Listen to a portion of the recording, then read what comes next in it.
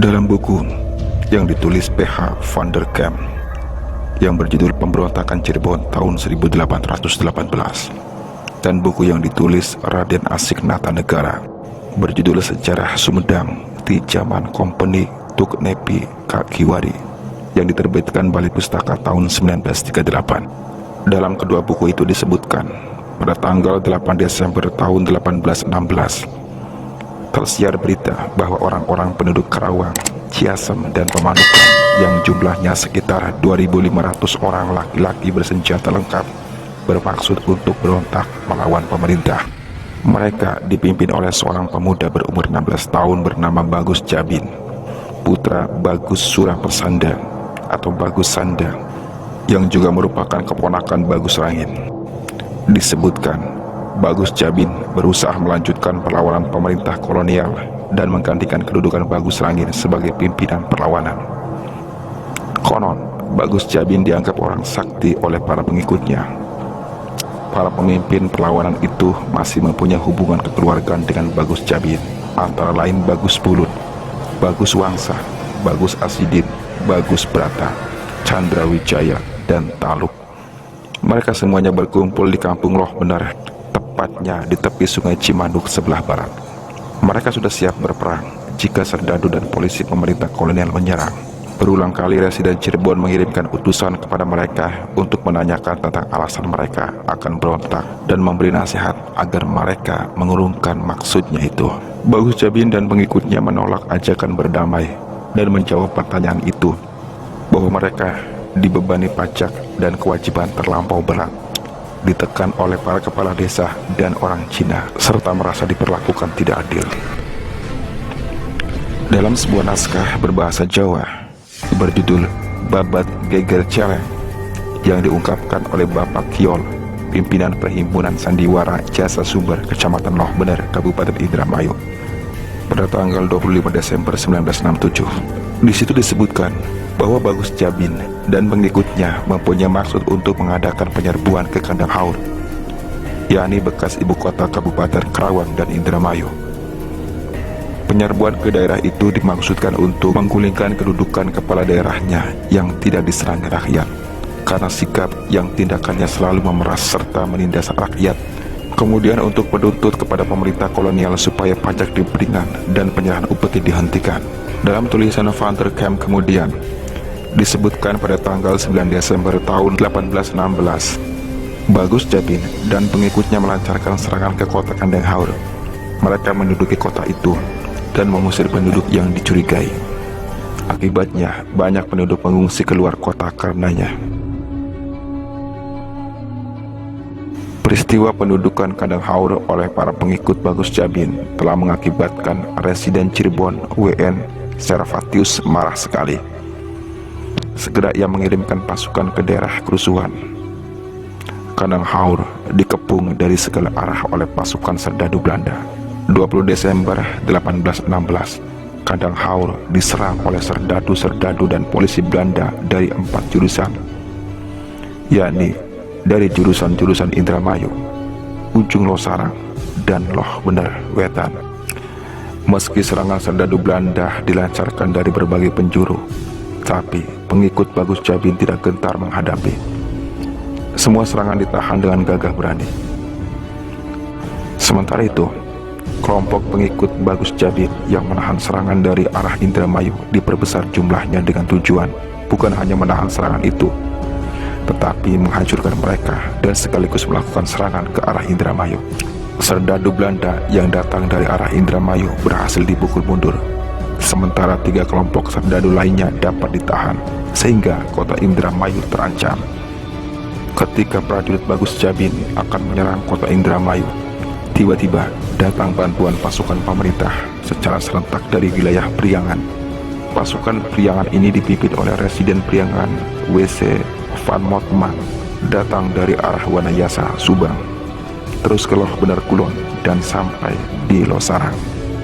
Pasukan serdadu Belanda dari Priangan itu dibantu oleh pasukan dari Kabupaten Sumedang dan Kabupaten Limbangan di bawah pimpinan bupatinya masing-masing, yaitu R.A. Suryanegara dan R.A. Aiwijaya.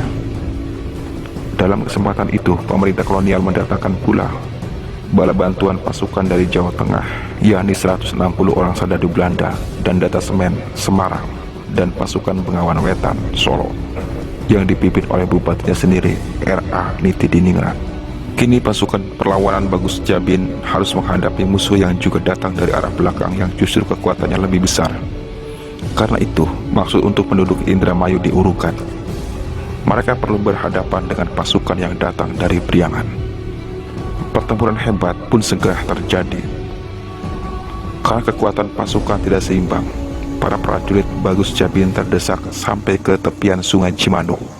Mereka yang akan menyeberangi sungai ke arah timur dan selatan terpotong oleh pasukan serdadu Belanda dari Cirebon, sehingga mereka terkepung rapat.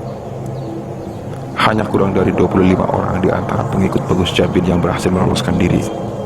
Selebihnya dapat ditangkap sekitar 500 orang. Tewas dalam pertempuran berjumlah 60 orang dan luka berat 100 orang. Para tawanan perang dibawa ke Cianjur untuk dihadiri. Sedangkan korban dari pihak Belanda adalah 4 orang serdadu bangsa Belanda dan 11 orang tentara pribumi.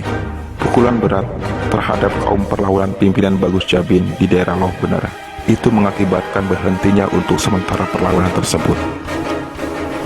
Dalam laporan yang ditulis oleh Van der Kamp pada pertengahan bulan Januari tahun 1818, terjadi keributan di distrik Blandong, Cirebon, diserang oleh kaum perlawanan pimpinan Bagus Jabin, Bagus Serit, dan Nairem.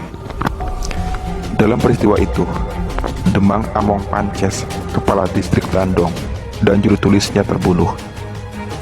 Pengikut Bagus Jabin yang melakukan kegiatan itu berjumlah 100 orang. Mereka berkedudukan di Kedongdong. Nairem adalah salah seorang Demang di daerah Pandagangan, distrik Indramayu. Ia pernah menjadi pengikut Bagus Rangin dalam gerakan tahun 1811. Beberapa hari kemudian, tanggal 23 sampai 24 Januari, kaum perlawanan itu menyerbu Palimanan, sebuah kota di sebelah barat kota Cirebon. Mereka berhasil mendobrak penjara di kota itu dan membebaskan rekanan mereka yang berada di dalamnya. Selain itu, jembatan-jembatan yang menuju ke kota itu dihancurkan. Pada tanggal 27 Januari, kaum perlawanan melancarkan serangan ke Raja Galuh, ibu kota Kabupaten Majalengka, dan desa-desa sekitarnya, seperti Banjaran dan juga Palimanan.